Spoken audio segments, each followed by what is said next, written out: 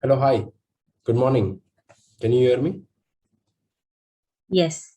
Good morning. Morning. How are you? Doing good. Thank you. So, how's the weather, climate, and things around? Everything okay? Safe? Yes. Everything okay, safe. Good. So, we have completed reading with respect to understanding income statement, correct? Yes. Now, we are going to start with balance sheet today. So, three major financial statements which are going to be our focus. Which are the three financial statements which will be our focus, guys? The three major financial statements which will be our focus. Yes, Balance sheet, income statement, and cash flow. correct. Balance sheet, income statement, and cash flows.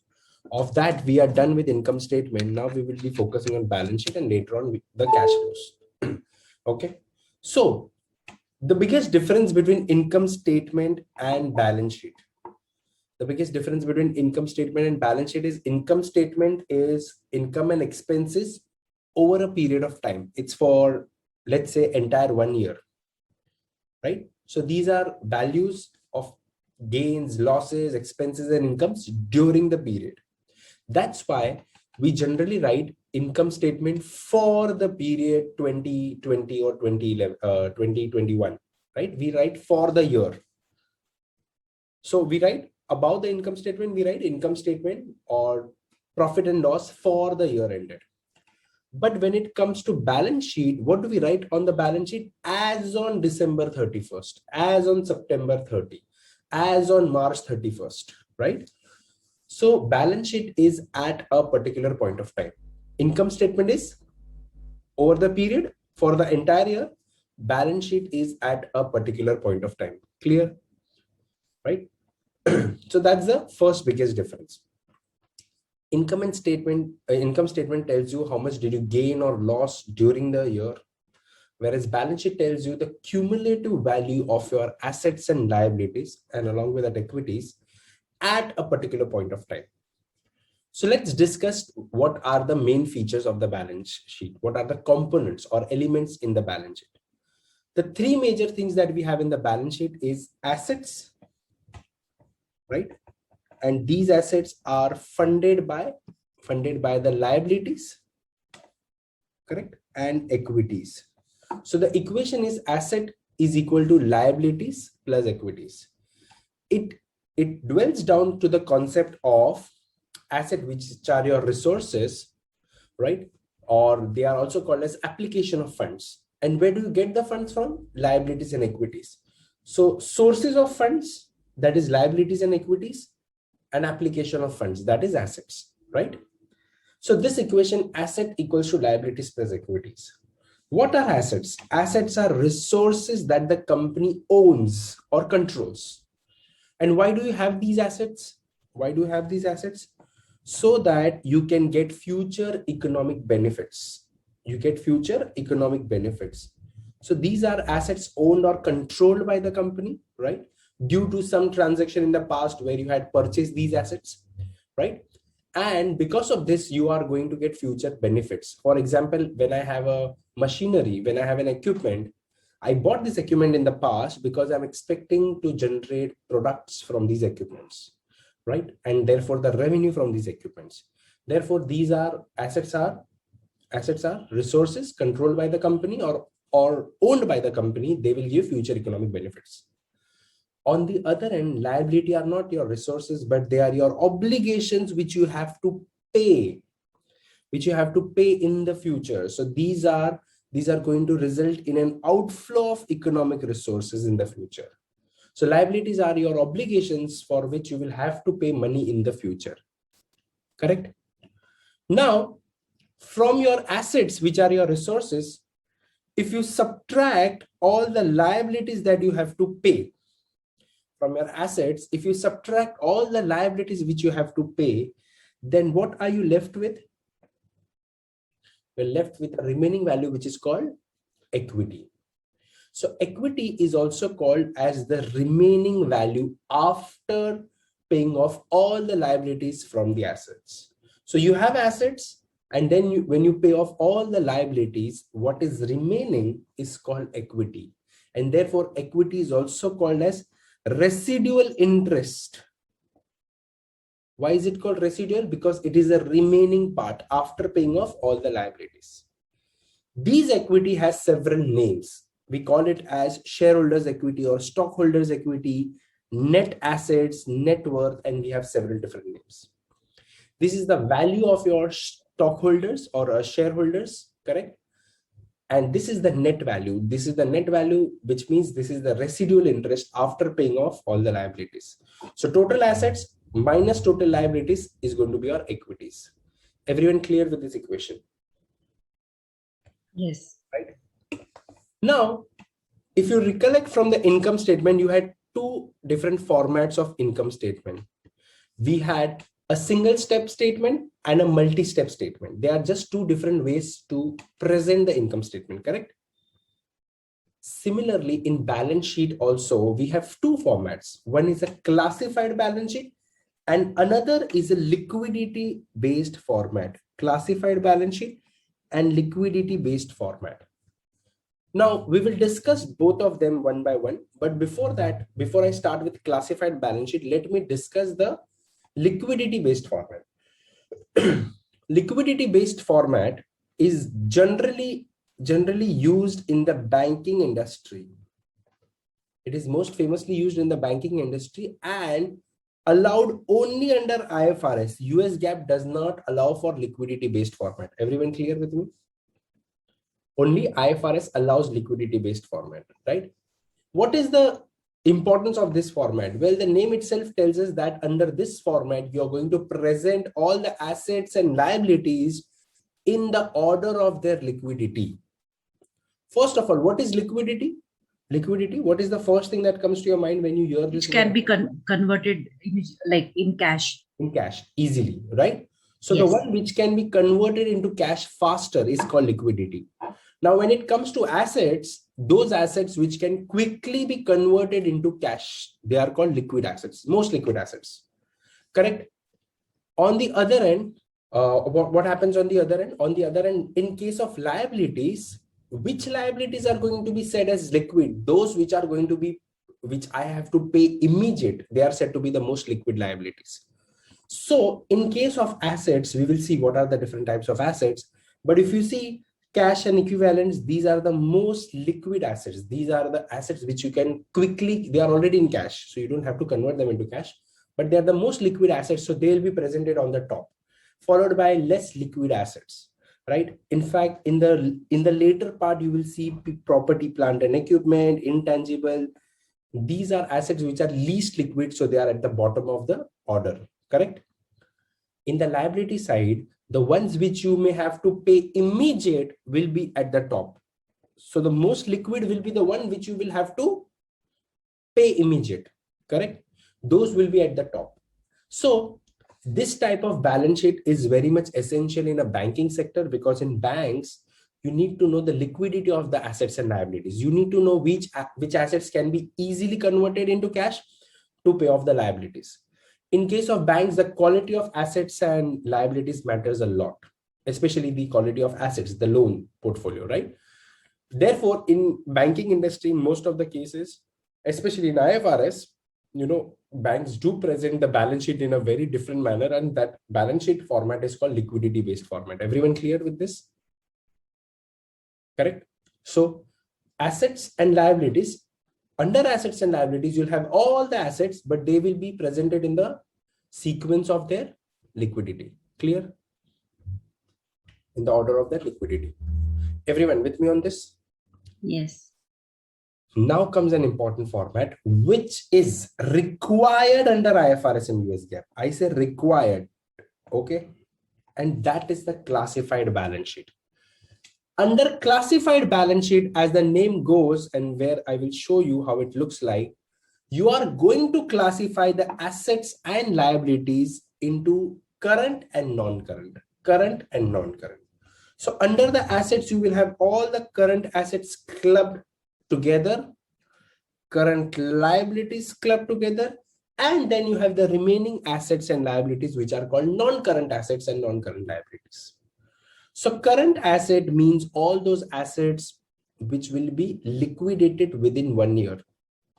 Current liabilities are all those liabilities which you may have to pay within 1 year.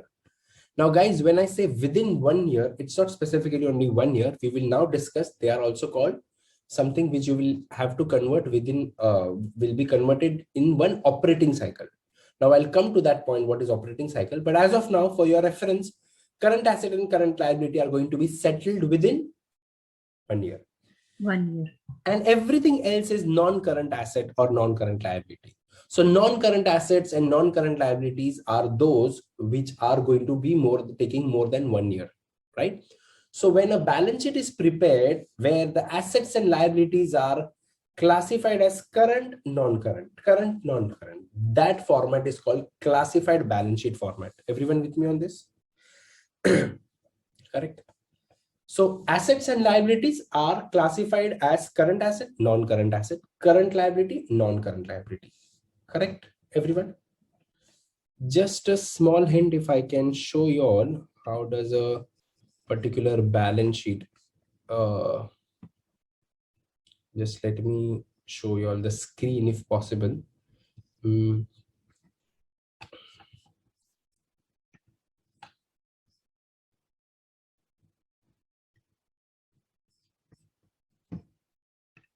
Let me know if my screen is possible, visible, guys. Yes. Okay. Now, in this case, this is the this is what we have. Apple's balance sheet and income statement. Now, income statement is fine. It's multi-step. But if you look at the Apple's balance sheet on your screen, you will see current, non-current, current, non-current, and then you have equity shown as separate. Visible, everyone? Guys, current asset, non-current asset, current liability, non-current liability. This is generally the case in all the companies. You have been presented a classified balance sheet. Clear, everyone? We will discuss that in detail later on. Everyone. Now we are going to understand, our entire topic is about understanding current assets, current liabilities, non-current assets, non-current liabilities, and the stockholders' equity, which will come at the last part, right? So let's take it one by one. But before that, what is the major purpose? What is the most important thing that the balance sheet quickly gives you? It gives you the value of equity. It gives you the value or the net worth of your shareholders. Correct? But remember, this shareholders' net worth should not be confused with the market value of the share. With the market value of the share. Why is that the case, right? Because these values are based on historical, correct? The shareholders' equity mostly must be based on historical. They are not based on the demand and supply which happens on the stock exchange. Generally, when you say the market value or the intrinsic value of the share, that is especially the market value is based on the demand and supply of the share in the stock market, whereas the intrinsic value of the share is based on what is the future potential of the company. It is an estimated value based on various models which we are going to learn in equity, like Gordon's growth or which is basically the dividend discount model or free cash flow model.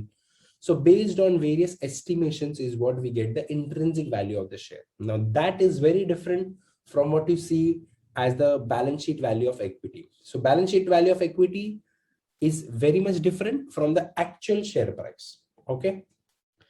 And that is actually going to be captured with a ratio called price to book value, where you will see the balance sheet value as your book value and price as the actual market price. Everyone clear with me?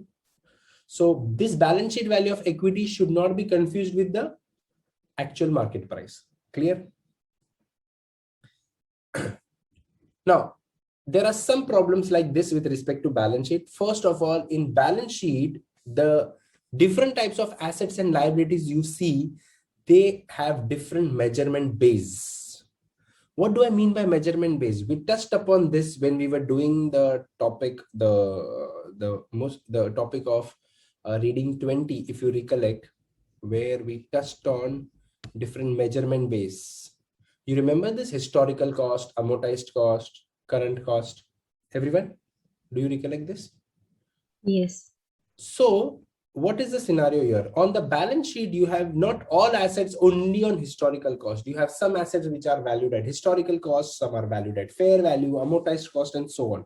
So balance sheet is a mixture of valuation at different measurements. And that's the biggest problem with when it comes to balance sheet, that there is no consistency of valuation for all the assets. And it should not be, because all assets and liabilities are having a different structure out there. They're completely different, so their valuation will be different. It cannot be same for all, right?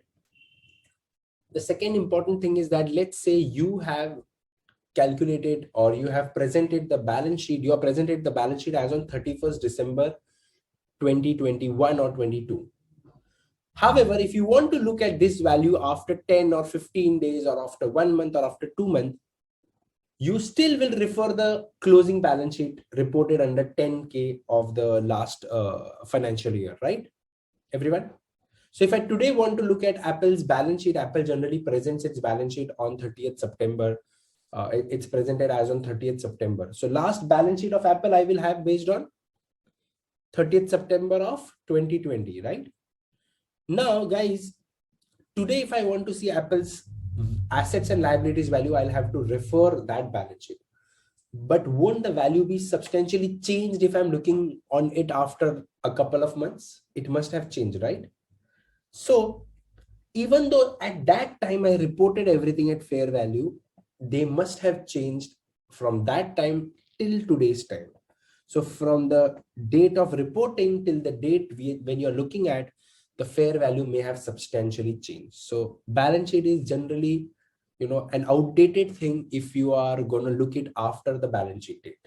Clear? And the third and the most important thing, not everything can be recorded under the balance sheet. Not everything. For example, the company's reputation or management skills, these are intangible aspects. These are not goodwill, by the way. These are companies, corporate governance, companies, ethical companies, goodwill, not goodwill, basically companies' reputation in the market. All these skills or these intangible aspects are not recorded in the balance sheet. Balance sheet only records what is more visible value. Is that clear, everyone? The limitations of balance sheet, correct? So what are the components of balance sheet quickly? Current asset, current liability, non-current asset, non-current liability, and equity. Clear, everyone? So let's take all these components one by one. The first of all we are going to highlight is, we'll go based on liquidity. Which one will we go for? Which component should we first deal with, everyone? We'll deal with current asset and current liability. So let's focus on current assets. Current assets, these are assets. Why they are called current? When I say current, it is basically 1 year. So these are assets which includes cash and other assets which will be converted into cash. These are assets which will be converted into cash or liquidated within 1 year or one operating cycle, whichever is greater. 1 year or one operating cycle. Now you will find this word one operating cycle quite often. I'll come to that. What is one operating cycle? So current assets are assets which are going to be converted into cash within 1 year, right? Of course, when you present it, the most liquid will be presented at the top and then followed by the lesser liquid ones. Similarly, when I say current liabilities, these are obligations that you'll have to satisfy within 1 year or one operating cycle, whichever is greater. Now the question comes, what is an operating cycle? So guys, you make goods, you purchase or you produce goods. Two things, right? If you are a manufacturer, you will produce the goods. If you are a dealer, you will purchase the goods, correct? So the time required for you to purchase or produce the goods, then sell it in the market and then recover the cash. So what is operating cycle? It is the time required to produce or purchase the inventory, sell the product and collect cash. This entire cycle which it takes to produce, to sell and to collect the cash. Everyone, this is called operating cycle. Everyone clear? Now, this operating cycle can be equivalent of 1 year or can be greater than that also. I'll repeat, it can be equivalent to 1 year or Greater than. greater than 1 year. For example, if you are in a construction company, your operating cycle may go beyond 1 year, isn't it? Because it will take time for you to produce the inventory, produce the building, and then sell it and recover cash. So it may go beyond a year. Is that clear, everyone? So current assets and current liabilities are, current assets are those assets which can be easily converted into cash within 1 year, and current liabilities are those obligations which you may have to satisfy within 1 year or one operating cycle. Is that clear? Now, what should be higher, current assets or current liabilities, guys? What should be higher? Current asset. Current assets. If your current asset is higher than your current liability, if your current asset is higher than current liability, it is said to be a good indicator. And the difference between current asset and current liability is said to be working capital. Everyone with me? So working capital will tell you the extra current assets against the current liability in terms of dollar. So what is working capital? Working capital is nothing but it is current asset minus current liability. I would also like to highlight here that if you want to see this working capital or the current asset and current liability, if you want to compare in ratio, we do current asset over current liability. This is called current ratio. Everyone? Now, if your current asset is greater than current liability, your ratio will be greater than 1. So when I say ratio is greater than 1, can I conclude that my working capital is positive, everyone? Now, Yes. ideally it is said that, ideally, there's no rule, but ideally it is said that this ratio should be approximately or around 2. Okay. This is generally said to be the industry standard. Now, if of course it depends industry to industry, but this is what generally people say, that it should be around 2. But if it is more than 2, if it is, let's say, 4 or 5, then I will say it is too much. Why? Because it means you have too much of your money blocked in current assets. And what are current assets? It can be stock or receivables, right? So I will say unnecessary too much of money is blocked in stock or receivables. Is that a good sign? No. No. So too much of working capital, not a good sign, because it tells me the inefficiency of resources. It tells me I am not using the efficiencies proper. I'm not using the resources efficiently, right? So maybe I have the capital and I have blocked unnecessary too much of my capital in working capital. Is that clear?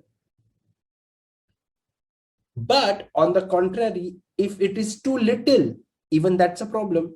If your current asset is very little compared to your current liability, then if your liabilities arise immediately, then you may be short of current assets. You will have to liquidate the current assets. And even after liquidating, if you're not able to satisfy the claims of your the immediate claims of current liability, then you may have a liquidity risk. Then you may come across a liquidity crunch. Everyone.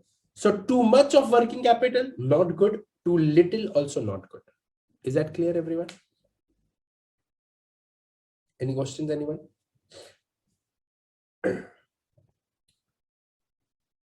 Now let us discuss on few points with respect to current assets, few items in the current assets. So the first we are going to discuss is cash and cash equivalent, and then marketable securities. Now, first, why have I stated both? Because these are the places where companies park their money for short term. For example, if you have excess amount received and you have to pay to your suppliers within a couple of days, what are you going to do with this extra amount? You're going to park that in the savings account or current account with the bank, right? You may temporarily keep this money because you may have to pay to your suppliers within a couple of days. So here you will require the money immediately, but temporarily this money is, spare, right? So what you do, you park this money. So cash and cash equivalents are also classified as financial assets. Why? Because I am expecting to earn, if little, I'm expecting to earn some returns on it. But I am also expecting high liquidity. Why high liquidity? Because I may require this money immediately. Correct? So would you put this money in a term deposit for 5 years? Would you put this money in a term deposit for 5 years? No, No. right? Because you may require immediate. So the maximum you would do is you would put in an instrument where there is no restrictions on exiting. For example, you may put this money in a savings account or a current account, or basically into liquid mutual funds. So cash and cash equivalents are instruments where your investment is for a shorter duration. Therefore, they have to be highly liquid. Now, these assets are generally reported on the balance sheet at the amortized cost or fair value. Amortized cost is basically the historical cost minus amortization, if any, right? Amortization or depreciation when it comes to tangible assets. Or fair value is going to be the market value. You can say that, right? So cash and cash equivalents are the first and the most liquid item under current asset. Everyone clear? Similarly, guys, companies do invest in debt and equity of other companies. So when a company invests in debt and equity of other companies which are traded in the market, they are called as marketable securities. Everyone clear? Right? Then the next thing you have is trade receivable or accounts receivable. What is trade or accounts receivable, guys? These are the money owned by you, by the company. So these are assets owed to the company by the customers. Customer buys the goods from the company. If they buy on cash, no problem, you get the cash. But if they buy on credit, they are liable to pay you at some point of time in the future. Is that clear, everyone? So what you do is that when you sell it to the customer, or on credit, you report that as accounts receivable. Is that clear, everyone? Right? So what is accounts receivable? When you sell the goods on credit to the customer, when you are yet to recover the money from them, that is where you report them as accounts receivable. Now, from this accounts receivable, if you recollect from the last topic, you will have to estimate doubtful debts. Correct? Everyone recollect that? You'll have to estimate doubtful debts and reflect that with the accounts receivable.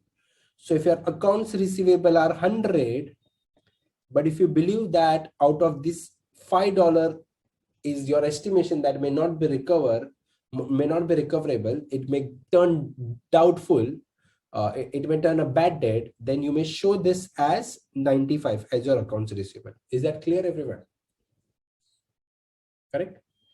Now, what should you do in order to ensure that there are less doubtful debts? Everyone, what should you do? You should ensure that there is less concentration of your customers or of your accounts receivable. Everyone, why? Because the lesser the concentration, the lesser will be your credit risk. For example, not all my customers should come from a particular segment or a particular geography. If I'm only going to sell to a particular category of customer, then I may run at a huge risk. So the more my customer base is diversified, the lesser will be the credit risk. Is that clear, everyone? Any questions, anyone, with respect to accounts receivable? No. Then you have another major item, which is inventory.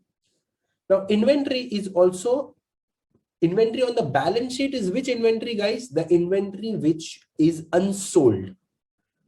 Inventory which is unsold. Guys, the inventory which you have sold is already reported in the income statement as cost of goods sold. Correct? I'll repeat, the inventory which you have already sold is reported in the income statement as cost of goods sold. And those inventory which you are unable to sell is reported as ending inventory on the balance sheet. In many places, we also say this as closing stock. Correct? Everyone? Now, If too much of your money is blocked in closing stock, that means you have overproduced or you're not able to sell it. Is that clear? Right. And then finally, you have all the other small items clubbed in one account, that is other current assets. So whether it's prepaid expenses or advances that you have paid, all these will be clubbed under a one box, that is other current assets. So other current assets, they are not material individually, so they are clubbed together and shown as other current assets. So here we have prepaid expenses like advances paid to your staff in form of salary or anything. All this will come as other current assets. Everyone clear? So major items under current assets: cash and equivalents, marketable securities, accounts receivable, inventory, and other current assets. Right? There are other various current assets also. However, we'll discuss that one by one. Now, accounts receivable. When do you have accounts receivable, guys? When you have sold the goods and yet to collect the money. Am I correct? So similar to accounts receivable, in the current liability, you will have accounts payable. Everyone. So when I come to current liability, these are my obligations that I will have to settle within a year. And in that, the first is accounts payable or trades payable. These are money which the company owes to its vendors. Why? Because company has purchased goods on credit and not yet paid. So that is not my accounts payable. I will have to pay them within one operating cycle. Clear? In the current asset, you had marketable securities or cash and equivalents. These are your short-term investments, I can say. These are your short-term investments, correct? Similarly, in current liability, you have notes payable. These are the amounts which are due to the company. These are your financial liabilities which you have to pay to the bank or from whom you've taken credit within 1 year. Okay. So notes payables are your financial liabilities or bank loan you can take, which is due within 1 year. Everyone clear? Right. Accrued expenses. What are accrued expenses, guys? One of the accrued expenses can be, for example, salary, right? So my salary for this month to be paid to my staff is due. I have not paid it. I may pay in the next month. So I will show it as accrued expenses. Accrued expenses are expenses that have been recognized but not yet paid. If they had been paid, it would not show in the balance sheet as accrued expenses. So what are accrued expenses? These are expenses which are yet to be paid. Everyone clear? Right? And the most important, I mean, not the most important, but a very important item is deferred income or deferred revenue, also called as unearned revenue. What is this? Does anyone have an idea? Deferred revenue?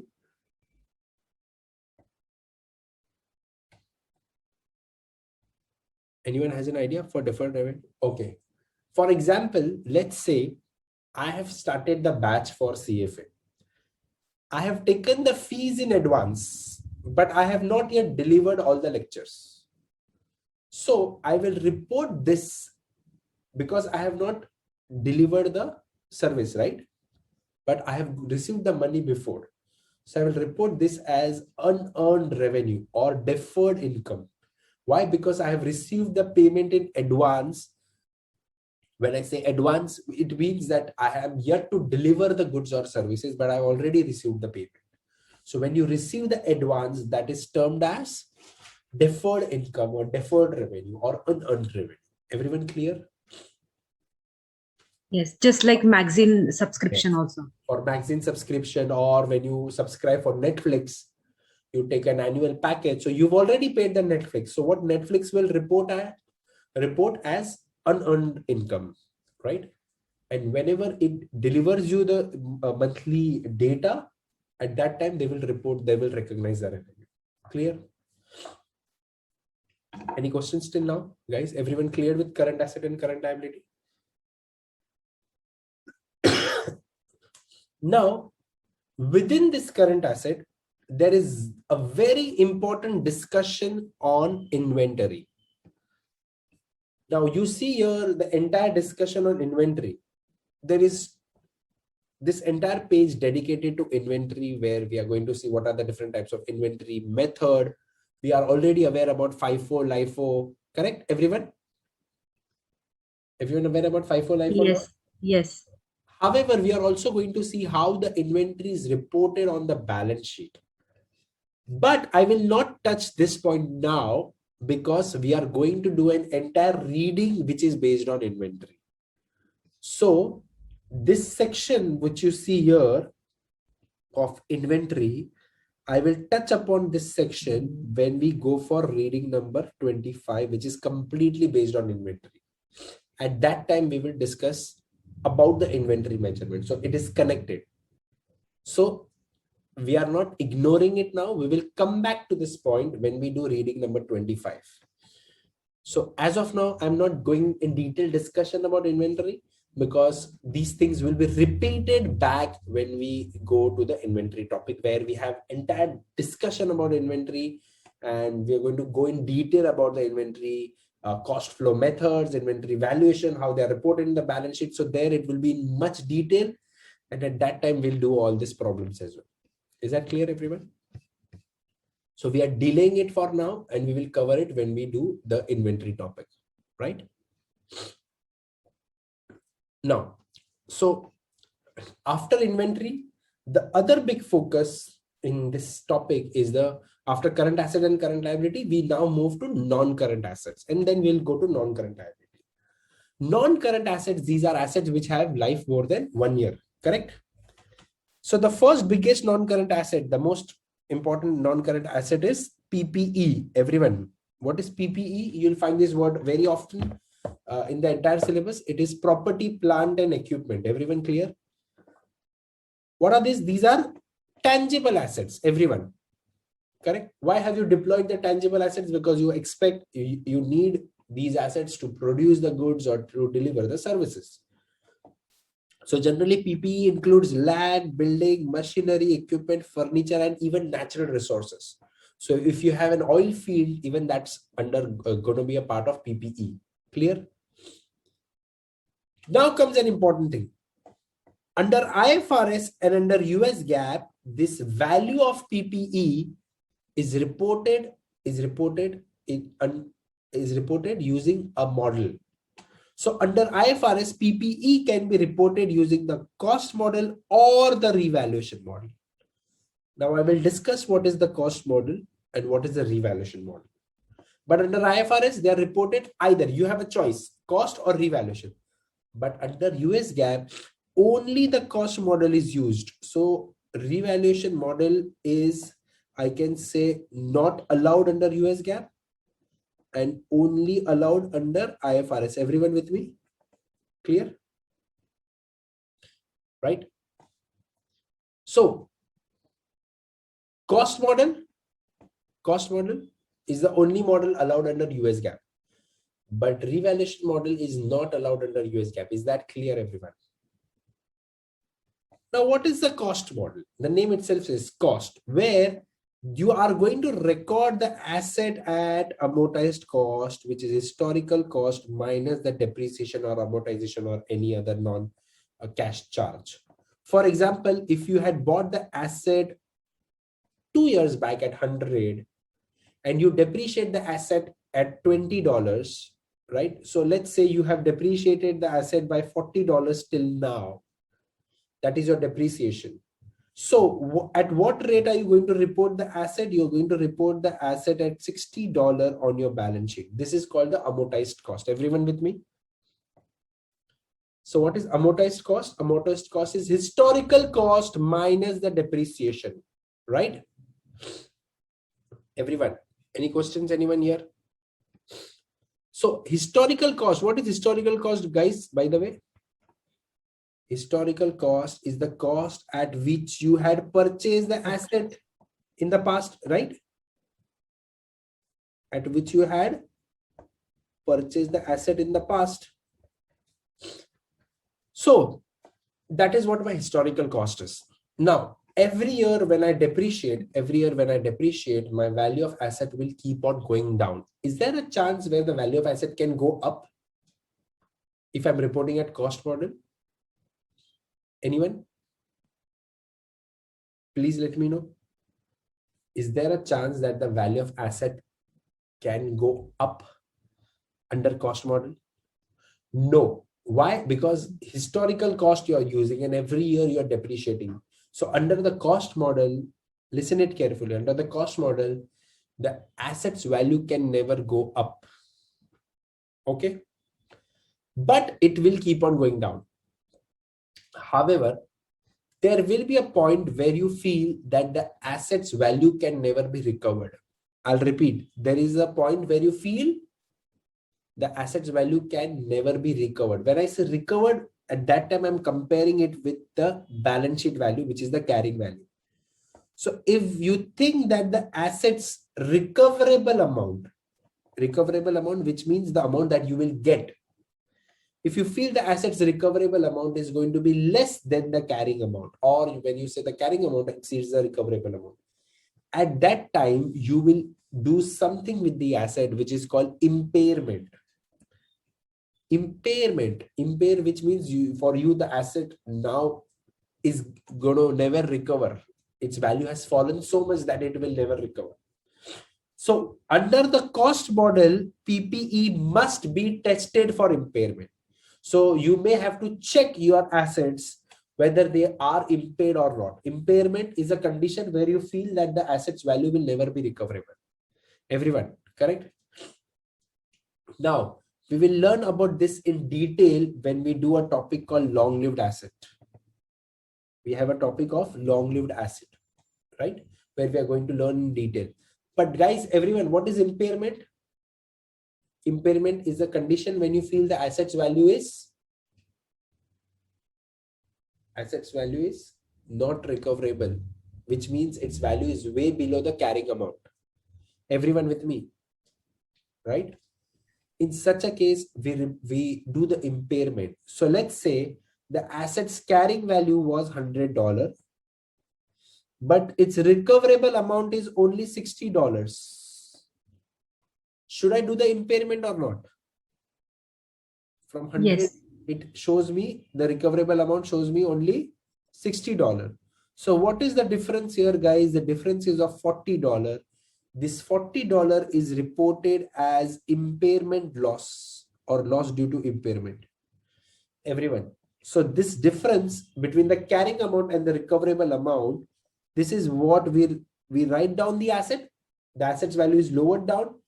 And this is a loss which is recognized in the income statement. Everyone clear?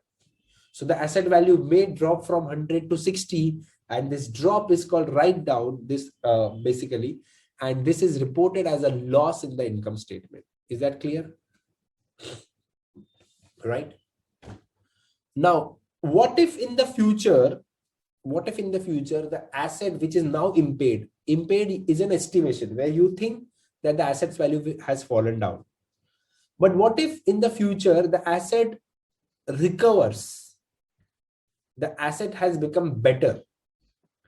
In such a case, what if the $40 that is what you estimated as a loss did not happen? I'll repeat, everyone. What if the $40 loss which you reported or estimated did not happen? Then you had done the write down of the asset by $40, correct? You had done the write down of the asset by how much? In this example, $40, right? That was your write down of impairment. But if you feel that in the future there is a point, that this asset's value can recover, then that is called loss recoveries. These loss recoveries are allowed under IFRS, but not under US GAAP. Clear? So recovery or reversal. Recoveries are also called, what are they called? Reversal of write down. So reversal of write down is allowed under IFRS, but not under US GAAP. Is that clear? Right? So this is the cost model, guys. This is the cost model. What is the peculiarity of cost model? It is allowed under both US GAAP and IFRS. Now, let me tell you, guys, can the assets value ever go up from the historical cost under the cost model? No. It can never go up. But the another model which you have, which is allowed only under IFRS, that is revaluation model. In revaluation model, the PPE is reported at fair value less any depreciation. So instead of historical cost, what are we going to use here? Fair value. Guys, this fair value can be higher or lower than historical cost, isn't it? Right? So there is a possibility that the assets value can increase or even can decrease. Everyone with me? Right? This is the biggest difference. So therefore, any changes in the fair value of the PPE, can you tell me any changes in the fair value of asset? Are they realized or unrealized gain? Any changes in the fair value of assets, are they realized or unrealized gain and loss? For example, my assets value is 100. Now all of a sudden the assets fair value has increased to 120. Is that $20 a realized or unrealized gain? Unrealized gain. Unrealized gain. And therefore they are reflected, in most of the cases, they are reflected directly into the shareholders' equity. In most of the cases, they are reflected directly into the shareholders' equity, or at times may also be recognized in the income statement. Now, when will I record in equity? When will I record in income statement? Don't worry. All these details will, as I said, will come back in the topic of long-lived asset. So this is a small unfortunate part of CFA Institute when it comes to FRA, that in the balance sheet, they have given you just a small hint of inventory, but then they have an entire topic of inventory to do detailed discussion. You have a small section of year for PPE, and then you have an entire topic of long-lived asset for all this detailed discussion. So right now, don't worry about the detail of all this. When would that go into equity? When would that go into the income statement? All these things will come when we do those topic of long-lived asset. Right now, you just need to know that long-lived asset like PPE, they're reported on the balance sheet at cost model or revaluation model. Both models are different, and they both may have different impact on the valuation of assets as well as in the income statement. Clear? Everyone? The recoverable in the cost model, the recoverable amount is, we can find that amount from balance sheet. Yes. You will basically, you will do a reversal of, you can find from the income statement also. When you see the write down, that is in the income statement. When you see the reversal of it, you will see that in the income statement as well. Okay. So write down or reversal, and apart from this, what are the conditions that led you to do write down, or what are the reasons for which you feel that there is a reversal of write down? All these disclosures are required under the financial statement notes or footnotes. Okay. So not only the amount, the accounting standard tells us that you also have to tell us the reason. What made you say that the asset is impaired? It means that all of a sudden I cannot wake up and decide, oh, let us impair the asset. No, I have to justify the reason. I have to put down all the details about it in the footnotes. Now, this part which I'm saying will come under disclosure when we will do long-lived asset. Under long-lived asset, there will be last part where it will be written disclosure. So what are the minimum disclosures required when it comes to all these things? So all these disclosures I will get from the footnotes, correct? So there you will get not only the amount, but also the reasons of write down or impairment or even the recoveries. Because why? All of these are estimations. Got it? Yes. So actually for an analyst, footnote is life. Footnote is more informative than the figures. Now comes the second type of long-lived asset or second type of non-current asset, that is investment property. Guys, you already discovered PPE, property, but what is investment property? Now, investment property is a property that you have not for your use, but for making money. For example, let's say a company like Reliance Industries. It has properties for its office use or for its refinery, correct? But what if it has a property which it has just bought like a real estate so that it can earn rent and growth from it, rent and appreciation from it? So these are properties not bought with the intention for use, but they are bought with the intention of making some rental income or capital appreciation or both. Everyone with me? These types of properties are called investment property. Everyone.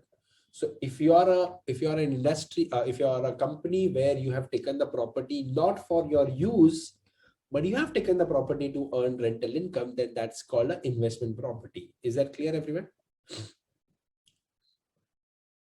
Understanding the difference between a normal property and an investment property, right? Everyone? Yes.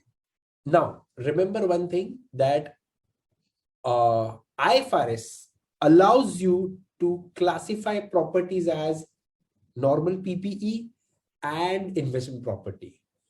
But US GAAP tells no, for me, all property is same. There should not be any distinguish between that this is for investment property and this is other property. No, for US GAAP, all the properties are same. Under IFRS, you can show the investment property as a separate thing, correct? So just like any other PPE, even investment property under IFRS can be reported at amortized cost. That is the cost model, correct? Or there is another model which is called the fair value model, right? So under IFRS, everyone, what are the ways through which you can report the investment property? Much similar like IFRS above. You have the cost model and the revaluation model. Here also you can report the investment property in the same manner. But under US GAAP, first of all, is there anything like investment property under US GAAP? No. So will I have to report this separately? No. If not separately, can I say this will be a part of PPE only? And if it is going to be a part of PPE, then I will report it at which model, guys? Cost model. Everyone clear? Because US GAAP only allows the cost model. It does not allow the revaluation model. Is that clear? So when you see an investment property, that's only the case with which company? IFRS reporting company, not a US GAAP reporting company. Clear?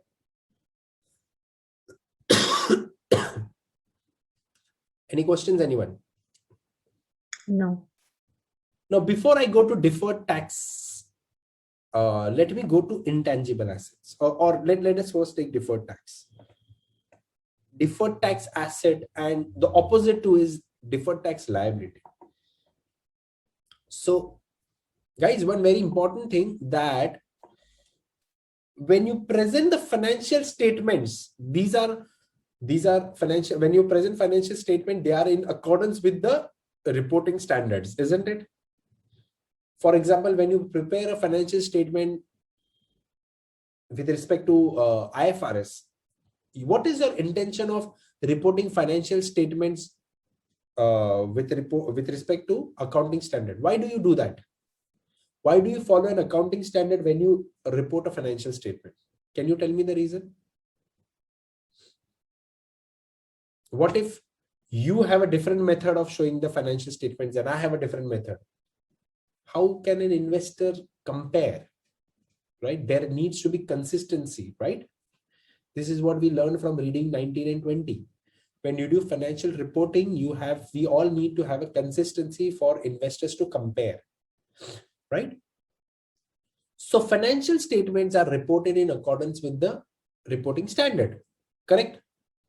What is the objective of financial statement? Is to actually present the financial information to the investors and stakeholders and all, right? However, when you show the financial statements to the tax authorities, that is called the tax reporting. Now, the tax reporting may change from state to state because every state may have different tax rules. Some of the expenses may be allowed in one state, but they may not be allowed in another state, isn't it? So companies always have two different sets of reporting. One is called financial reporting and another is called tax reporting. Everyone with me? Two different forms of reporting are financial reporting and tax reporting. Everyone. Why do we have two different reporting? Financial reporting is to communicate to the stakeholders, which is more consistent and in accordance with the reporting standard. But tax reporting is the reporting that you do for the tax authority, because that may change state-wise based on the different rules of taxation. Correct? Now, the actual tax you pay, the actual taxes you pay as per the tax recording, that is called taxes payable. Actual tax you pay as per the tax reporting is called Tax payable. taxes payable, right? And the tax which you show on the financial report, the tax amount that you show on the financial report is called income tax expense. It's called income tax expense. Now, there is a possibility that there may be a difference between what you show as a tax that you have to pay as per the tax reporting and as per the financial reporting. Now, let's say if your tax reporting amount is higher, for example, I can say that you basically pay $120 as tax, but on the financial reporting, you only show $100. Everyone. So can I say that I have paid more than what I have showed? Correct? So when your taxes payable are more than the amount of taxes which you show on the financial reporting. So today I have paid more. What do I mean by that? Today I have paid more, but this will reverse in the future because this difference between financial and tax report is temporary. I'll repeat, this difference between financial and tax reporting is temporary. So if I've paid today more, can I say in the future I'll have to pay less? In the future I'll have to pay less. So if your taxes payable exceeds the income tax expense, then this is called a DTA, deferred tax asset. Why is it called deferred tax asset? Because in the future, you will have to pay less taxes because you paid 20 more today. Clear? Everyone? Now tell me one thing. If opposite was the case, if your financial reporting exceeded your tax reporting, if the tax is paid as per the tax, let's say you paid only $100, right? You paid only $100, but the financial reporting showed that your income tax expense was $120. Can I say you paid less today? You paid less today. So in the tomorrow you'll have to pay more, isn't it?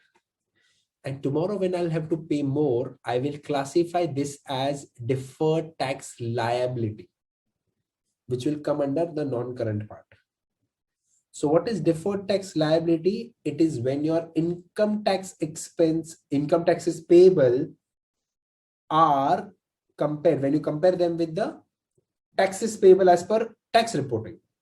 So tell me one thing, when your dash is higher than dashed, which means your income tax expense, which is as per financial reporting, if that is higher than your taxes payable, which is as per tax reporting, that means you paid less today, so you'll have to pay more in the future. In such a case, we say it is a deferred tax liability. Okay, so deferred tax liabilities are created when the amount of income tax expense income tax expense recognized in the income statement is greater than the taxes payable. So income tax expense is a financial reporting and taxes payable is a tax reporting. And this is the case, you may have to pay more taxes in the future. And when you'll have to pay more taxes in the future, it's called as it's reported as a deferred tax liability. Clear? Right? Now, why is a deferred tax asset and liability created? Yes, we have a topic which is going to be based on this completely. So we have a topic of deferred taxes, asset and liabilities, where we will discuss that in detail. So clear, deferred tax asset and deferred tax liability, right? Any questions? Any questions with deferred tax asset and liability?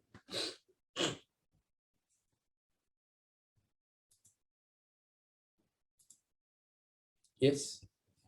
Any doubts with deferred tax asset and liability? Okay. So now let's move to other non-current asset, and the other non-current asset is intangible asset. Intangible assets, these are assets which do not have a tangible or a physical substance. So what are the intangible assets that we know? Patents, copyrights, trademarks, franchises, and so on. Now there are two types of intangible assets, one which can be identified and another which are unidentifiable. Identifiable intangible assets are those which you can acquire separately. For example, I can buy a copyright. I can buy a copyright on the book. I can buy a copyright on the book for 5 years, or I can buy a patent for 5 years. I can buy a trademark for 10 years or so on. So we are discussing intangible asset, and in that intangible asset, you have identifiable intangible asset. Identifiable intangible assets are those which can be acquired separately. So they have the capacity to be separate from the business. Okay, you can sell them or buy them separately from the business. So for example, if there is a technology company which I don't want to buy the technology company, I just want to buy one of their patent, right? I can do that. So these type of intangible assets which you can buy separately or sell them separately, they are called identifiable intangible assets. So patent, trademarks, copyrights, they fall under identifiable intangible assets. Why do you buy them or sell them? Because they are going to result you in some money, right? For example, if I buy a franchisee for 5 years, I may make money from that franchisee, right? I may get economic benefit from buying that franchise. So when you are expected to get some future economic benefits, right, then they are classified as identifiable intangible assets, right? However, when the assets cannot be separated from the business, and when its life is not defined, when it has an indefinite life, then we classify that as unidentifiable intangible asset. And the best example of unidentifiable intangible asset is goodwill. Why? Because goodwill, you cannot separate the goodwill from the business. I'll repeat, you cannot separate the goodwill from the company. Correct? You cannot sell the company and the goodwill separately. They go together. So what is the difference between identifiable and unidentifiable? Identifiable can be bought or sold separately, right? Like patent, trademarks, or copyrights. But unidentifiable intangible assets are the ones which cannot be acquired separately. You may have to, and they have indefinite life, right? There's not a limited life of goodwill. So unidentifiable intangible assets like goodwill are generally a result of merger and acquisition. Everyone clear? They are the result of mergers and acquisition. So when you buy a company, and let's say the company's net worth is $100, but if you pay more than that, if you pay $120, then that $20 is defined as goodwill. Clear, everyone? So goodwill is the result of generally during the acquisition. So when you acquire some assets, in that case, when you acquire a business, basically under the mergers and acquisition, the company, what it does, the company identifies all the assets and liabilities at fair value. And from that, I get the equity value or the book value of the company. So what is the book value of the company or the equity value? We just discussed from the equation. What is our equation? Asset minus liability is equal to equity, right? Asset minus liability is equal to equity, everyone. So if I take all the assets and liabilities at fair value, and then I get is an equity or a book value. But if the company is going to pay more than that, then that amount is said to be goodwill. So when one company acquires another company, the transaction is accounted for acquisition method of accounting. Under this method, the company identified as the acquirer allocates the purchase price to the asset acquired on the basis of fair value. So what I will do in this example is that I will take all the assets and liabilities at fair value, and then I will see what is the goodwill amount. For example, here, guys, they have given here in this example the assets and liabilities and equity value. The fair value of the building is higher than the book value by 30,000. So in case of building, they have given me some adjustment, correct? Cash paid to the company or to the firm is 70,000. So can you tell me, guys, what is the total asset value in this case? Now, when you're calculating the total asset value, only look out for actual assets, not intangible assets. Can you tell me which amount should I take in this case? Which all amount should I take when I take total assets value? Should I take cash? Yes. I will take cash of 5,000. Should I take accounts receivable? Yes.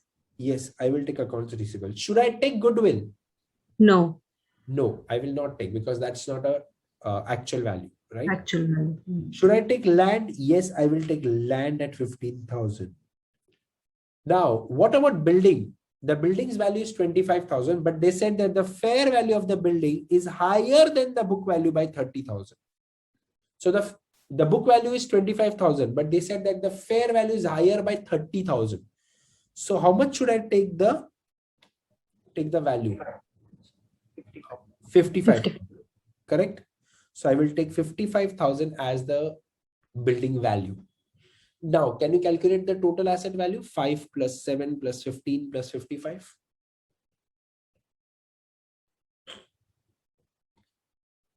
82,000.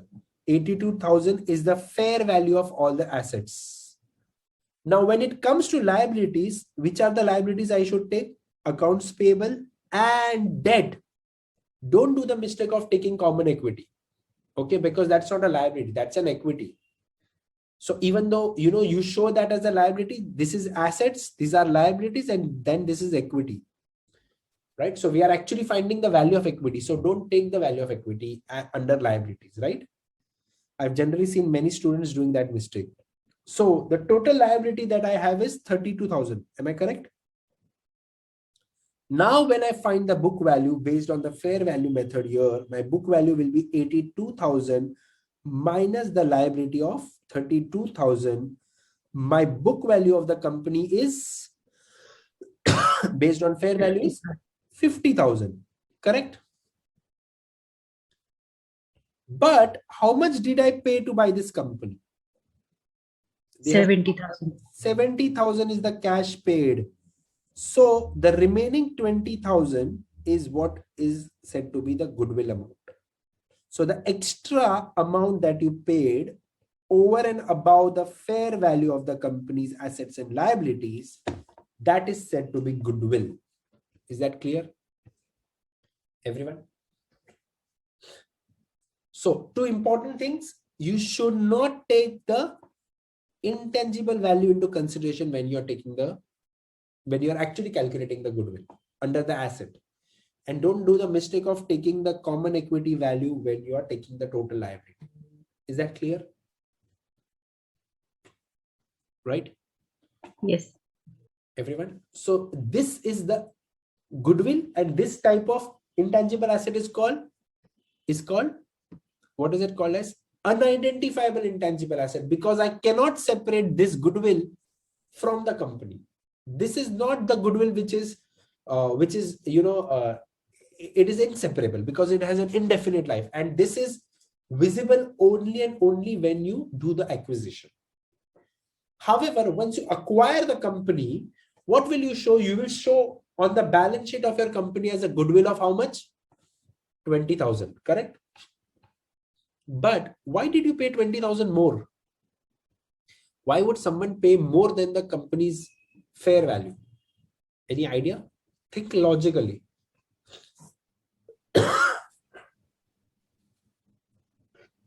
Why do you pay company more than its fair value? Mark Zuckerberg paid WhatsApp $18 billion approximately, when the company's book value was hardly anything. It didn't have any assets. It didn't had huge offices, right? Yeah, because it had so many customers. Yeah, so user base. User base, yes. Right? So can I say you paid such a high value because you expected that I will monetize or capitalize this money in the future, right? Yes. You will get this benefit in the future. For example, Tata Motors, when they bought Jaguar Land Rover, they paid more than the company's book value. Why? Because they felt that this brand JLR will give us some huge sales in the future, correct? However, if that does not happen in the future, for example, let's say you are buying this company with the intention of 10 years. How much did you pay a year more? Let's say you paid 20,000 more, correct? So you expect to recover this 20,000 in the next 10 years, isn't it? That's why you pay more, right? Why do you pay more? You expect that to recover, isn't it? Yes. However, if you gradually feel that there is no chance of this recovery because my calculations were wrong or the company did not do well, for example, M&M, Mahindra and Mahindra, they bought a company, Korean company called Sangyong. So they bought a company with the intention that, wow, we will get huge revenue from this company in the future.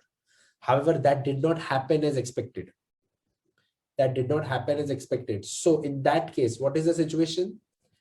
In that case, when you feel that your amount of goodwill that you have paid, you may not get the expected benefit, then you will do the impairment of goodwill. Right? Now remember, when you report goodwill, there is a condition that goodwill has to be tested for impairment every year. Goodwill has to be tested for impairment every year. Right? So every year you will test that, are you still expecting the value that you paid for? If not, then you will have to do the impairment. Then you will have to lower down the value of this goodwill. So let's say right now you report 20,000 as goodwill, correct? Right now I will report 20,000 as goodwill, but in the future, if I feel that I'm not going to get the benefit of it, then I will lower down this value, and that is called impairment. And due to this, there will be a loss due to impairment, which will be recognized in the income statement. And due to this, there will be a reduction in the net income. Clear? So goodwill is going to be like a fall in the value of your asset, intangible asset, and that is recognized in the income statement. Clear, everyone? So whenever you see goodwill, you have to test the goodwill every year for impairment. If you feel that it may not be recognized, then that's a huge loss. Clear?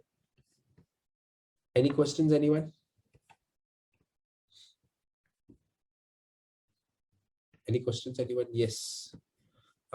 Actually, I am trying to show you something that happened with Tata Motors. Let me see if I can figure out that. Tata Motors recorded a huge impairment loss, and That was a massive loss. I will show you how much was that loss.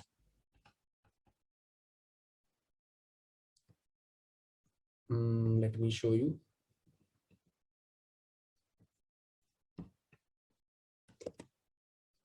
Guys, let me know if this is visible to you. Do you see this? Everyone visible the screen? Yes. Yeah. So what do you notice? Tata Motor reports massive 26,000 crore. 26,000 crore, which is $269 billion, a billion rupees. If I convert that into dollars, it is almost $4 billion. $4 billion of loss. Tata Motors reported so they have said around 3.1 billion pounds of huge loss due to impairment of JLR. Correct? So this is what had happened a couple of years back, where Tata Motors reported a one-time loss. Why? Because you have to test for impairment. So Tata Motors bought Jaguar Land Rover at a huge value, and it realized that it is not able to get that value from the extra money that it paid. So then, as per the reporting, Tata had to record the impairment loss in the income statement. Correct, everyone? How much did they record the loss? Around $4 billion. Can you believe that? $4 billion all of a sudden in the income statement. What will happen? Your income statement will drop drastically. What would you do if you were a shareholder? What would you do if you were a shareholder?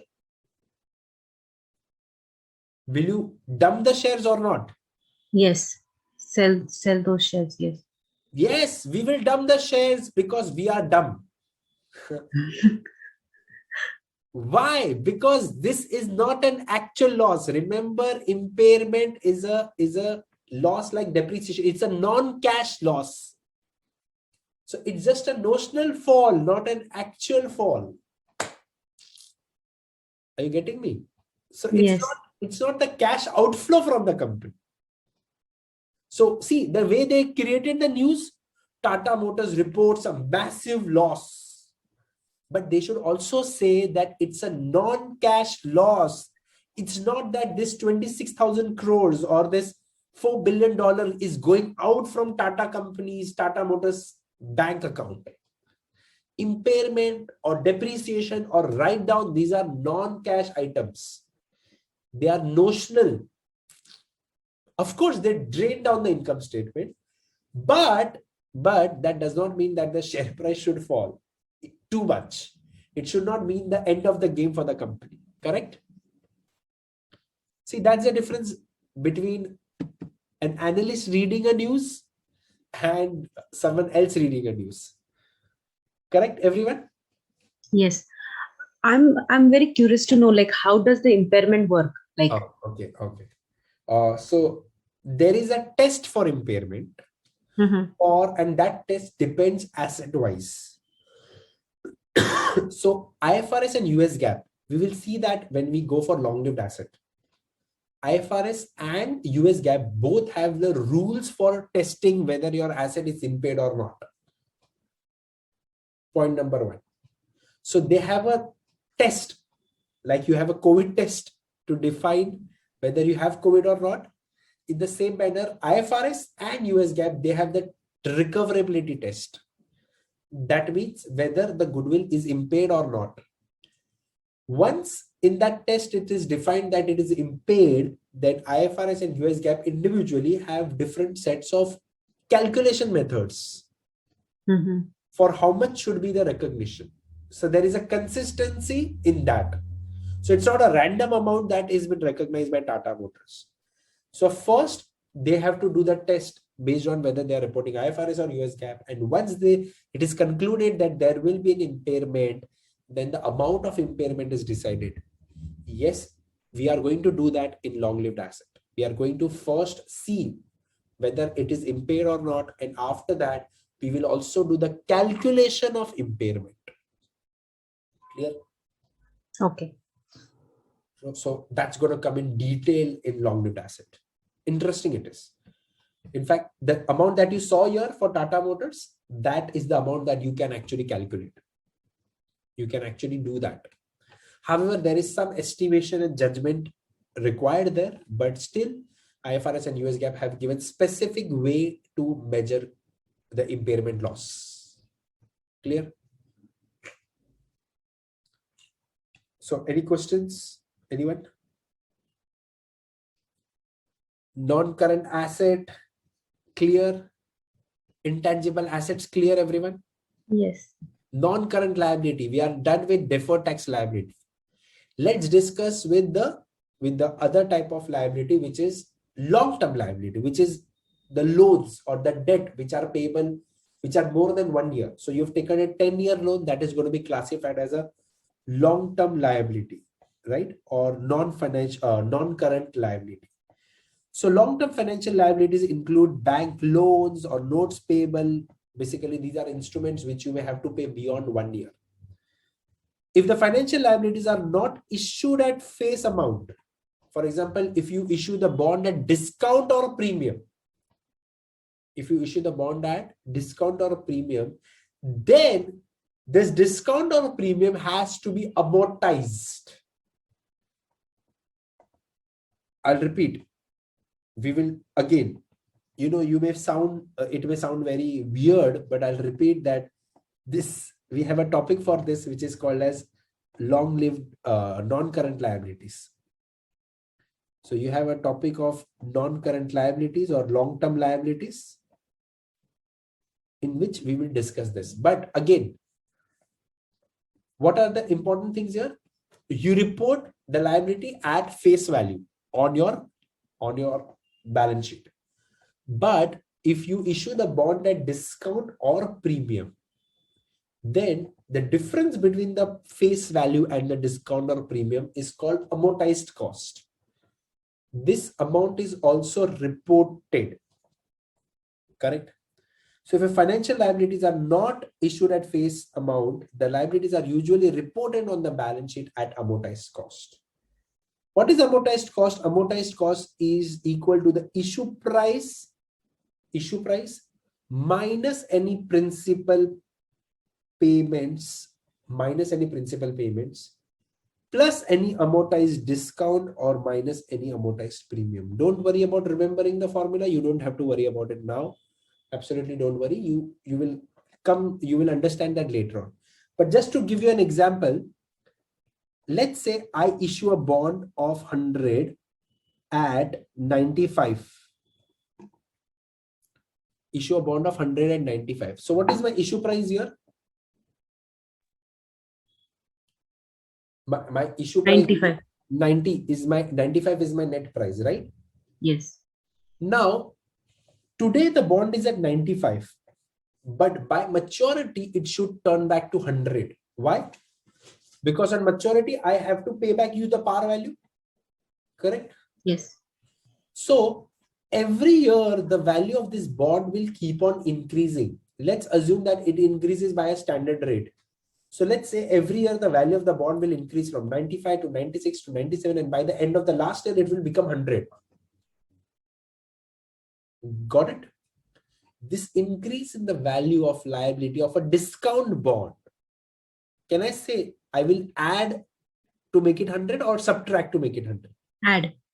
Add. So if it's a discount bond, you add the amount of discount. So if you see here in the formula, they have said plus any discount.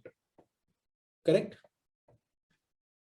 But had you issued a bond at premium, let's say instead of 95, if you issued the bond at 105. So then right now you got 105, but by maturity you have to pay par. So it will reduce every year, isn't it? So in that case, you will subtract the amortization, subtract the premium, that $1, you can say. Correct? So what is amortized cost? Amortized cost is nothing but it is equal to the price at which you issued the bond, and that price will gradually become par. So to conclude this, whether it's a discount bond or a premium bond, on maturity, it has to become a par. If it's a premium bond, what will happen? And if it's a discount bond, what will happen? If it's a discount bond, you will keep on adding the amortization so that it becomes par. And if it's, so here I will add the premium add the discount, amortization of discount. And if it's a premium bond, I'll subtract the premium to make it to the par. Clear? So right now, whatever is the bond's value, eventually it has to become par on maturity, right? That's the formula. So amortized cost is issue price. And if you've already paid anything, you subtract that. But after that, if it's a premium bond, then you subtract the premium year on year to make it par. And if it's a discount bond, you add the discount, amortization of discount year on year to make it par.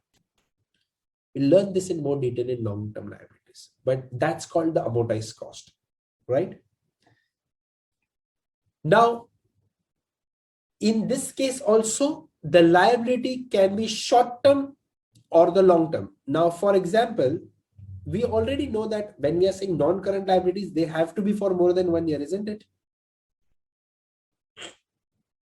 Right? Yes. However, in some cases, financial liabilities are reported at fair value. Examples include held for trading liabilities, such as short position in a stock, derivative liabilities, and non-derivative liabilities with exposures hedged by derivatives. Now, what happens here, guys? You have purchased basically these are liabilities. For example, they have said a short position in a stock. Why is a short position in a stock called as a liability? Because when you have done a stock short today, you have a liability to buy back the stock in the future, isn't it? So these are also liabilities, and these liabilities are traded in the market. So they are reported at fair value. So derivatives instruments, what is the problem with derivative instruments? Today you enter into a contract, you have a liability to exit or square of the contract. For example, if you are taking an option position, you may have a liability to exercise the option, right? Under all these conditions, when you report these type of liabilities, they have to be reported at fair value because you have a secondary market for it, isn't it? Correct. So in that case, you don't have to take the amortized cost. You can take the stock market value and report it on your balance sheet. Is that clear, everyone? Everyone cleared with non-current asset and non-current liability? Yes. Right. Okay.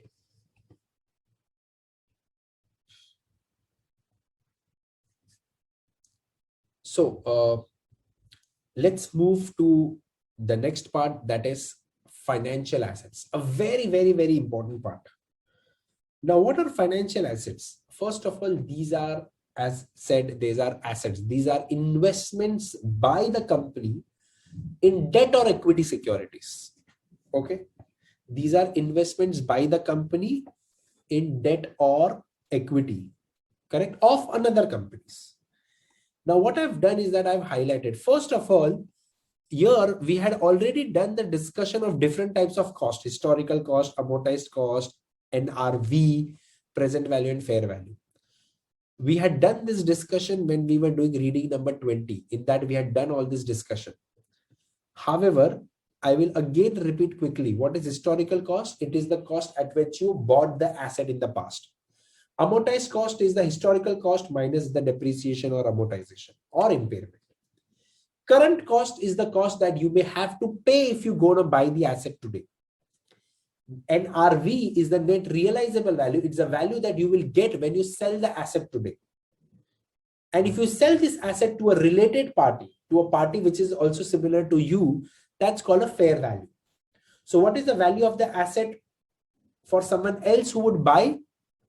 Someone else of your business, maybe. That's a fair value. So price at which the asset can be sold to a willing party, that's a fair value. And present value is the discounted value of the future cash flows. So these are different types of valuation methods. Now, when it comes to reporting them, under the financial statements, they are said to be as held till maturity, available for sale, and held for trading. Let me discuss first held till maturity and held for trading. Held till maturity, which means that you are going to keep this securities till the last, till maturity. For example, bonds have maturity, equities don't, right? So if the bond has 5-year maturity, you are going to keep this bond till 5 years, correct? 5 years. These are reported on the balance sheet at amortized cost.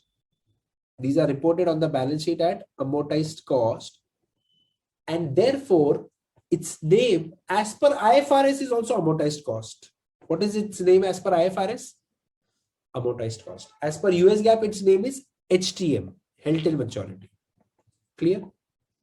But as per IFRS, its name is amortized cost. Why? Because on the balance sheet, it is reported at amortized cost. Amortized cost.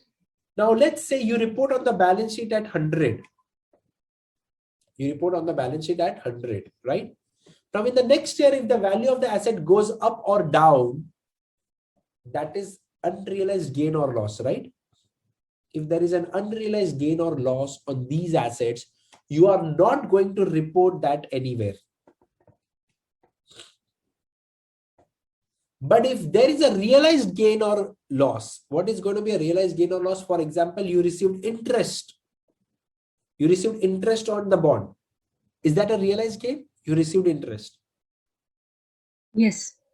So then that is reported in the income statement. Clear? So held till maturity, which means you're going to keep it till the last. In such a case, on the balance sheet, you're going to report at amortized cost only. If there is going to be amortized cost, remember, there is going to be no change in the value of asset. That unrealized gain or loss is not reported. But if there is an actual gain or loss, which is like interest, so I can say realized gain or loss can be interest, or you can say dividend if it is equity. In such a case, what will happen, guys? I will report that in the income statement. Clear?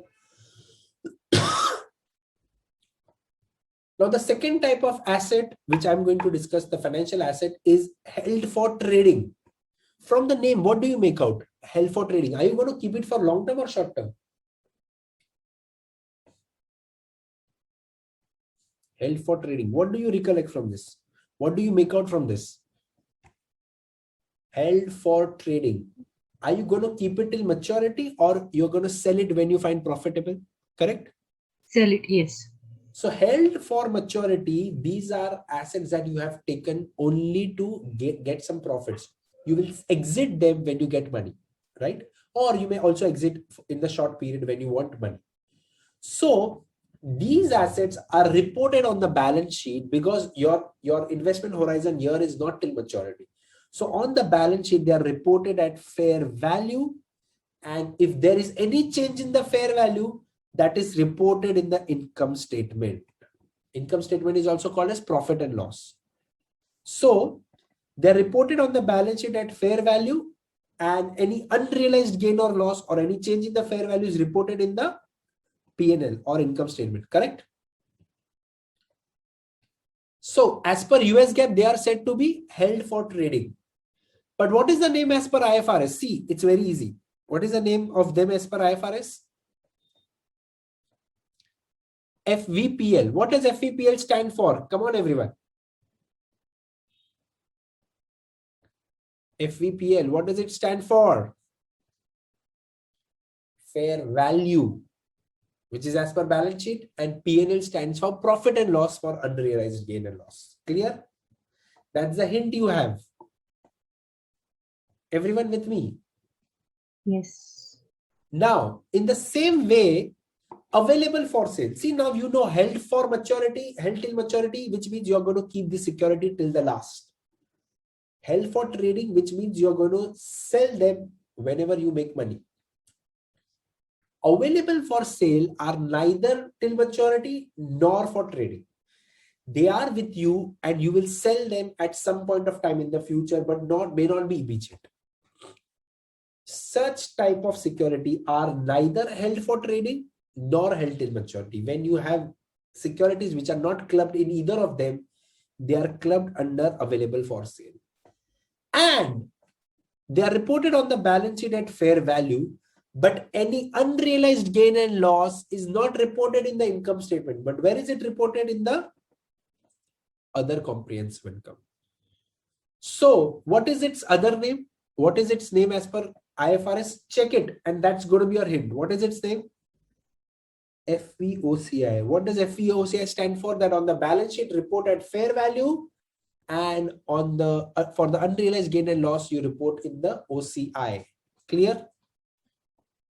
FVPL means on the balance sheet you report at fair value, but unrealized gain and loss you report in the profit and loss or income statement. Is that clear?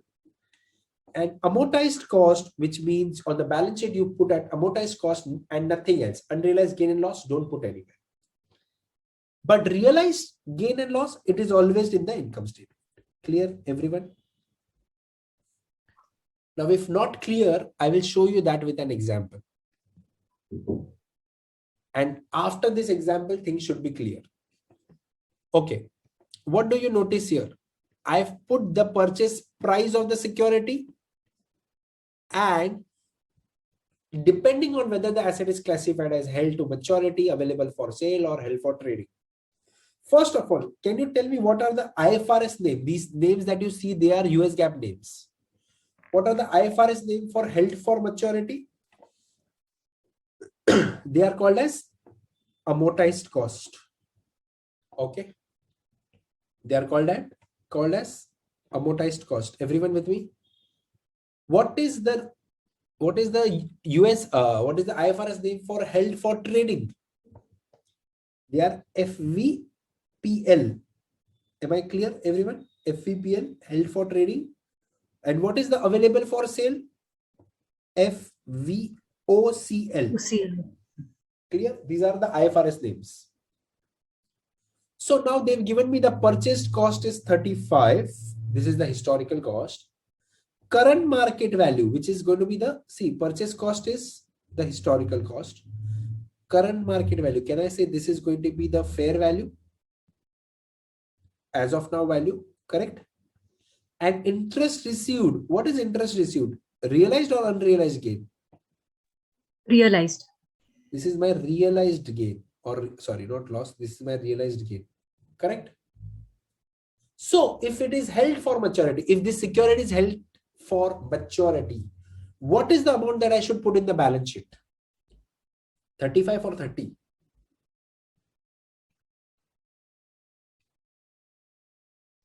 What is the amount that I should put in the balance sheet? See, if it is held for maturity, you should put at amortized cost.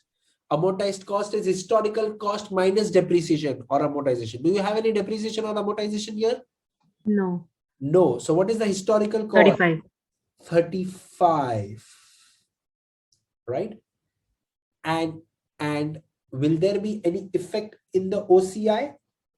Will there be any effect in the OCI for this security? No. No, right? Why? Because there is no change in the value. But if you report available for sale or held for trading, they are reported on the balance sheet at fair value.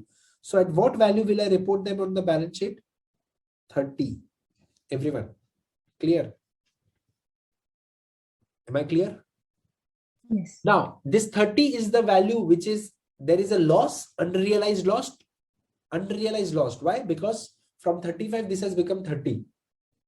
Now, unrealized loss. There is a hint in the name. Unrealized loss for available for sale is reported as under, what is the name? FVOCI. Isn't it? So this will be reported, minus 5 loss will be reported in OCI. But when it is held for trading, this unrealized loss of $5 will be reported in the income statement. Everyone with me? Yes. Clear? The name itself is the hint. Do you have any realized gain or loss? Yes. Okay. How much is the realized gain or loss of $2 plus $2? Where should I report? I should report that in the income statement for all, right? For all. So in the case of held for trading, I have reported +2, -5. So this may be net -3. Everyone clear with the reporting? So depending on what type the securities, accordingly your balance sheet and income statement will reflect. If it's held for maturity, which is amortized cost, on the balance sheet, you report at the historical cost only, minus any amortization, if any. Here they had not given me. Or any unrealized gain and loss that goes in OCI? No. In held for maturity? No. That goes only in the case of FVOCI, that is available for sale. Clear? Any realized gain will go in the income statement. Any questions, anyone? Clear the example? So this example should pretty much clear your reporting of financial assets. Everyone clear? Any doubts, anyone in this? Please let me know.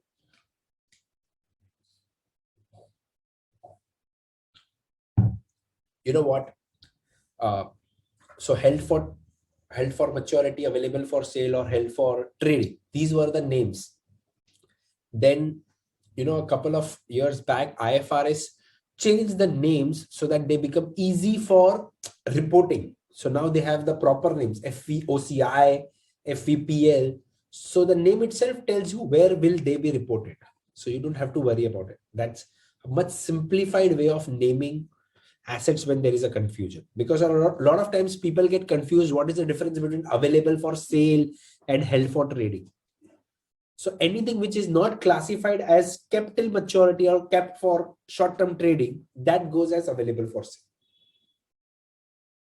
Okay. And if it's available for sale, then your unrealized gain and loss goes not in the income statement, but that goes into OCI. Is that clear? Any doubts here? No. So now we move to the final part of the component of the balance sheet, that is equity. Equity is called as the owner's residual claim. Residual claim, which means the amount that is left after paying off all your liabilities. So when you subtract all your liabilities from your assets, that is asset minus liability, is called as equity. Right? This equity is going to be the amount available for the company shareholders. Now, remember there are two types of shareholders in the company, common and preferred. Okay. Two types of equity owners in the company, common and preferred.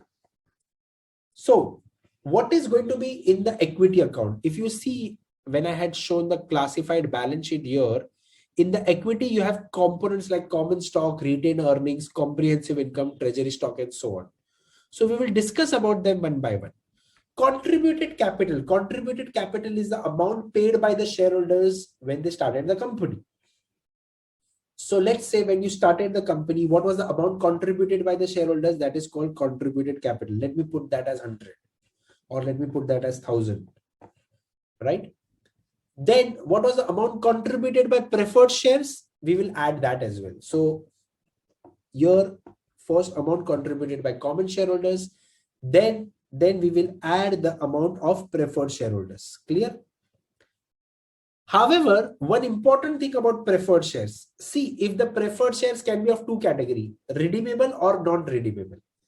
If they are redeemable, then can I say they will have to pay at some point of time in the future? If they are redeemable, they will have to be paid at some point of time in the future, right? Yes. And they are classified as liability. They are classified not as equity, but then they are classified as liability. But if they are non-redeemable, then you classify them under this. Is that clear? So preferred share, you have to check. If the preferred shares are non-redeemable, then it is equity. Otherwise, if they are redeemable, then they are much like bonds. Then they are classified as bonds or a liability. Clear? The next item is treasury shares. I will come to treasury shares in a while. But before that, let me come to retained earnings. Retained earnings. What are retained earnings? These are earnings which are not distributed to the shareholders.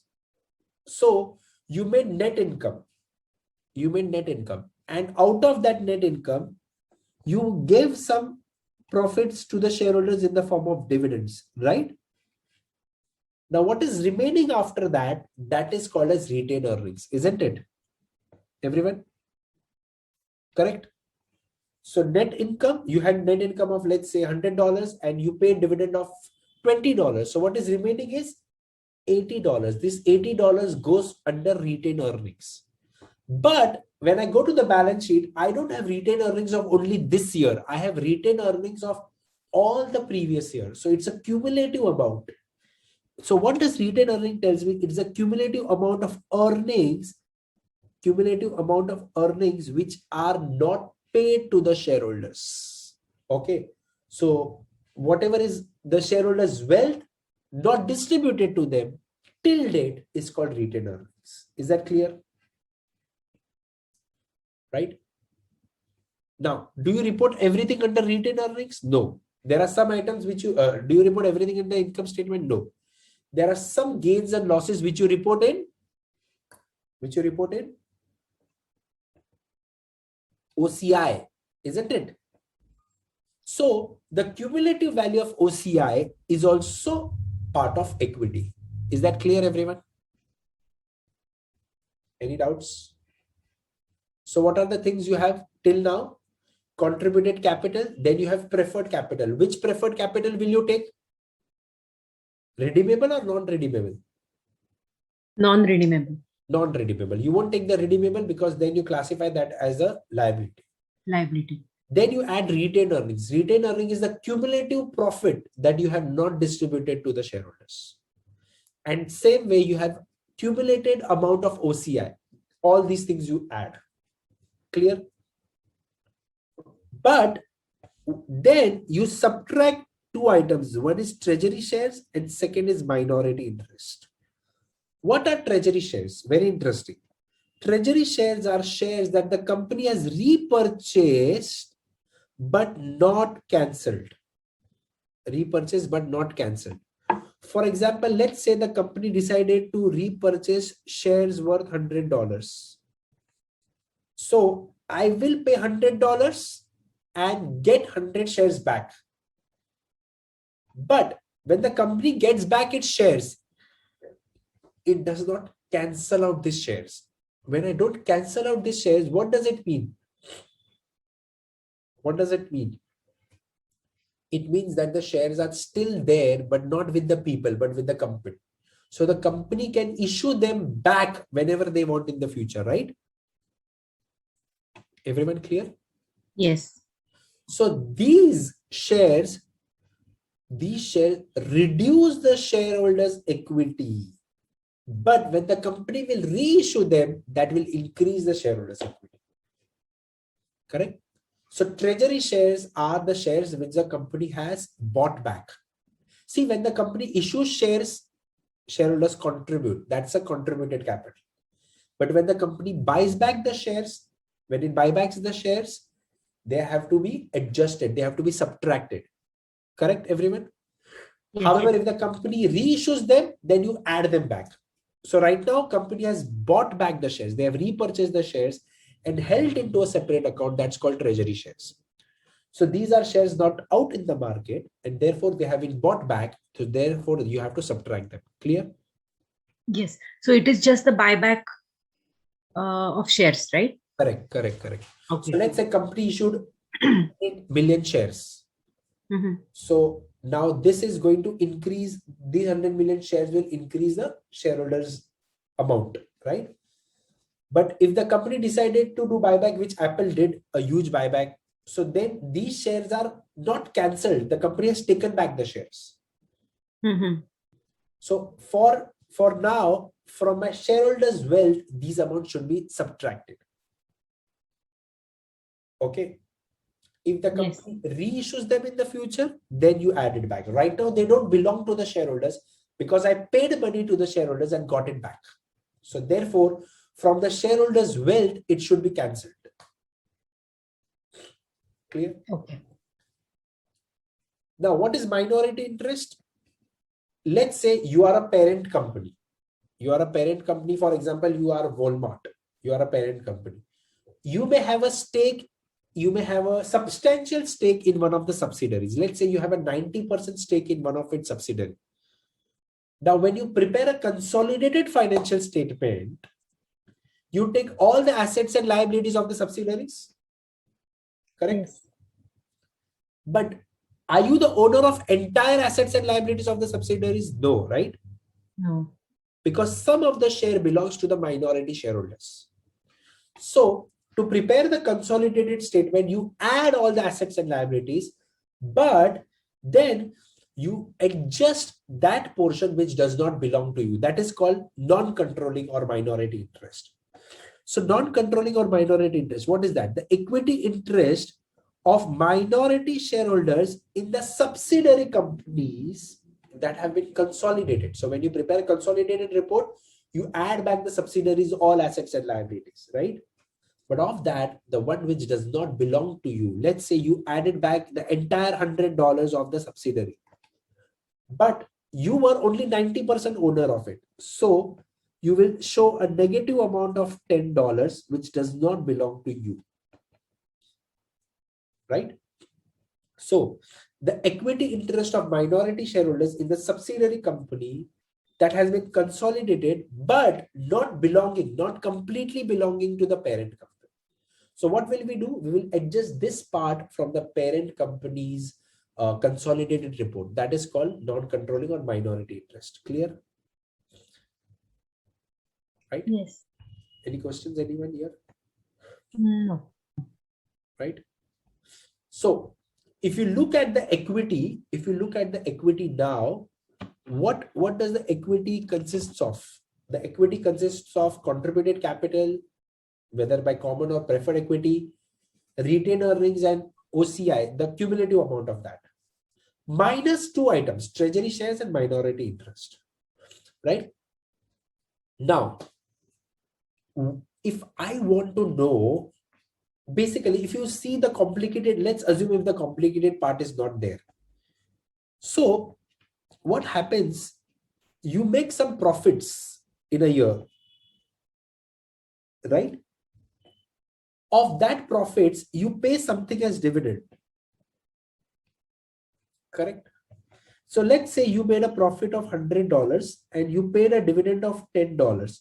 So can I say addition to this year's retained earnings will be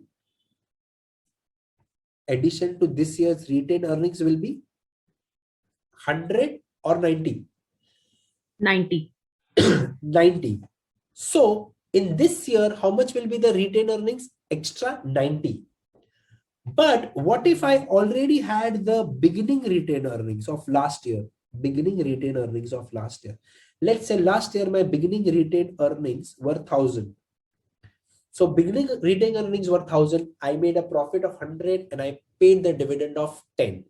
So when I add this year's retained earnings to the previous year's retained earnings, what I get is the ending value of retained earnings. Clear? So my Yes. ending value of retained earnings will be 1090, isn't it? Yes.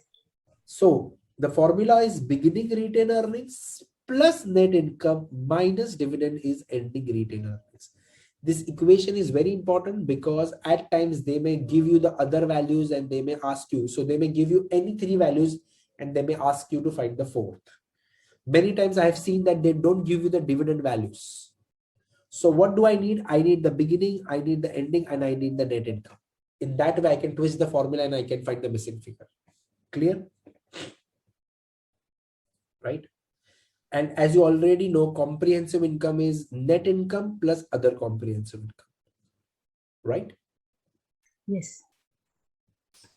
Now, the last part that we are going to do is what we did in the income statement. If you recollect in income statement in the last, we did common size income statement where we converted every number into percentage of revenue, right? Now, why did we do that? So that we can do a cross-sectional or time series analysis. We can compare it, right? Same way, now in the balance sheet, we can do common size balance sheet. What happens in a common size balance sheet? In a common size balance sheet, again, first of all, the purpose is to do comparison over time, which is time series and across companies. That is cross-sectional, right? And second, by doing this, what happens? You can compare between two companies with different sizes, isn't it? In the income statement, you converted everything as a percentage of revenue because that was the topmost item in the income statement, right? In the balance sheet, you convert all the assets as a percentage of total assets. So cash is how much? 16,000 out of 72,000, correct? So you convert all the asset as percentage of total assets. And similarly, you convert all the liabilities as the percentage of total liabilities, isn't it? Now you know that asset and liability value will be same. The liabilities and equities value will be same. So current liability will be 15,000 of the total liabilities and equities, correct? So what is the difference? In income statement, you convert everything as a percentage of revenue. In assets and liabilities, you convert everything as a percentage of total asset or total liability. Is that clear? Correct? Any questions here? No. No. So in this, you know the working capital. What is the working capital? Current asset and current liability. So in the balance sheet, you have current and non-current asset, right? What is the concern for me as an investor? My concern is that whether the company will survive in the short term and in the long term or not. When I'm concerned with the company's survival in the short run, that is called liquidity related ratios. So what are the liquid ratios, which means liquid assets? That is current asset and current liability. So what is my current ratio? My current ratio is current asset over current liability. We have already discussed about this. Should it be high or low? It should not be too high and not should be too low, right? Yes. Correct? But can I say it should be greater than 1? Everyone, right? It should be greater than 1. Similar to current ratio, which is the other ratio you have quick ratio or called as acid test ratio. Now, in the quick ratio and in the cash ratio, also the third ratio, what is the common thing? In all the cases, you are comparing current liabilities to something. So in the denominator, you have current liabilities. So you are checking whether you have sufficient money for paying the current liabilities. In the current ratio, you take current asset, which is all the current asset. But in quick ratio, you take only the quick assets. Now, what is quick asset? If you see the quick asset, you take liquid assets and it includes everything, but you won't see the inventory here. So you won't see the amount of stocks. So you won't see the inventory or stock in this part, correct? So what is quick asset? It is cash plus marketable securities plus receivable. That's it. So can I say this is not entire current asset? This is not entire current asset. So my question to you is that, let's say if the current asset is 200, current liability is 100, then this ratio is 2. Right? Yes. But will the quick ratio be 2 or will it be less than 2? It will be less than 2. Why? Because I'm not taking the entire current asset. Are you with me? Yes. So quick ratio has to be lower than the current ratio. Why? Because you don't take the full assets. So quick ratio is going to be little less than the current ratio. Why? Because I don't take the entire current asset. So it tells me, why do I calculate? It tells me that to pay the current liabilities, how much liquid assets I have.